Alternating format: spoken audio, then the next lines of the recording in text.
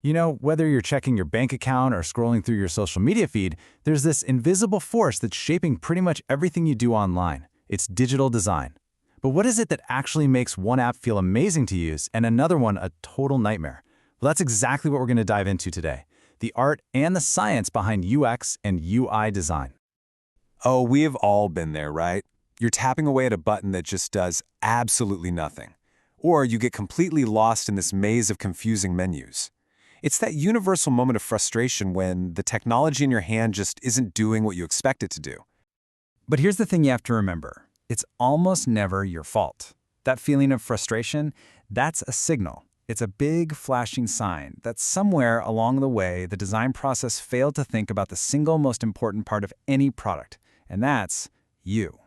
Which brings us to the very first, and you could argue the most important step in this whole journey. Before a single line of code gets written, before any cool visuals are even thought of, the entire process has to start with understanding people. I mean, think about it. You can't solve a problem if you don't really, truly understand it. So designers, they have to start by asking a ton of questions. Who are we actually building this for? What are they trying to achieve? And maybe most importantly, what are the things that drive them nuts right now? This whole first phase is all about empathy, really trying to see the world through the user's eyes. And this isn't just guesswork, It's a real, formal discipline called user experience research, or just UX research for short. It's all about systematically investigating who the users are and what they need, so you can gather insights that will guide the entire design from start to finish. You basically become the official spokesperson for your user. And designers have this whole toolkit to get the job done. They'll do one-on-one interviews to really hear someone's story. They'll send out surveys to get broader data.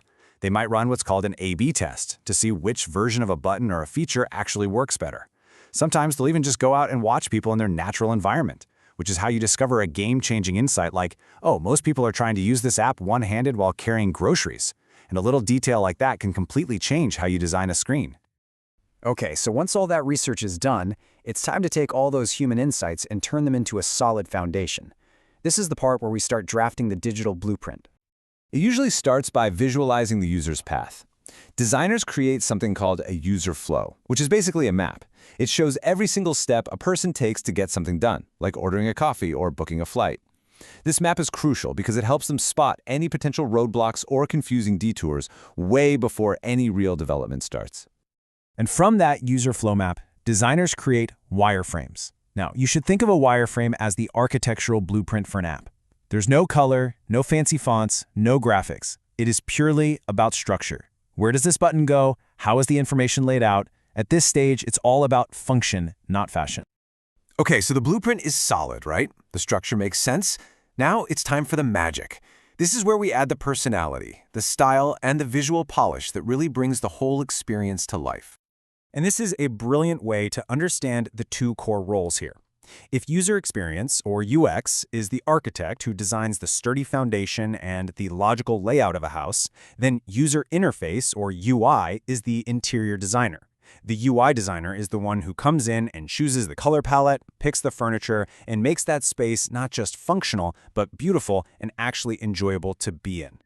So to put it as simply as possible, UI is the stuff you see, the buttons, the text, the visual elements you tap and interact with. UX is the overall feeling you get when you use it. Was it easy? Was it confusing? Did it feel satisfying? They are two sides of the same coin, and you absolutely cannot have a great product without both working together. And good UI isn't just about making things look pretty.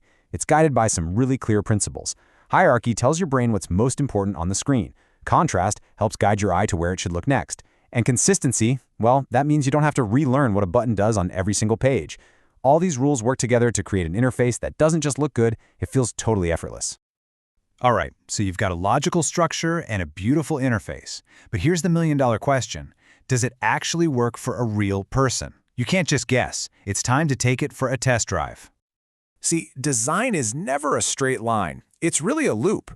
You start with rough sketches, you build them into those wireframes, and then you create a prototype, which is like a clickable, interactive model of the app, but it's not fully functional yet. Then you put that prototype in front of real users, you get their feedback, and you go back and you refine it. You just keep repeating this loop over and over until it feels right.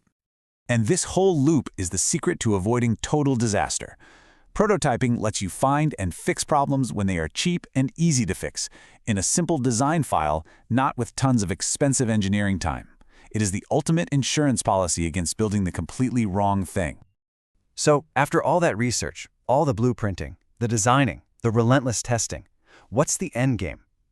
What does a perfectly designed experience actually feel like for us, the users? The greatest designs are the ones that are basically invisible. They're the ones that feel so natural, so effortless, that you don't even have to think about what you're doing. You just know where to tap. The design completely gets out of your way and just lets you do what you came to do. And that's really the ultimate takeaway here. When design is done really, really well, you don't even notice it. It doesn't call attention to itself. It just works, seamlessly connecting you to what you want to accomplish. So I'll leave you with this question. Think about your favorite app. You know, the one you use all the time without giving it a second thought. Next time you open it, just pause for a second and look a little closer. Look at where the buttons are, how they use color, the flow from one screen to the next. What are all the tiny, invisible decisions that are making your experience feel so seamless?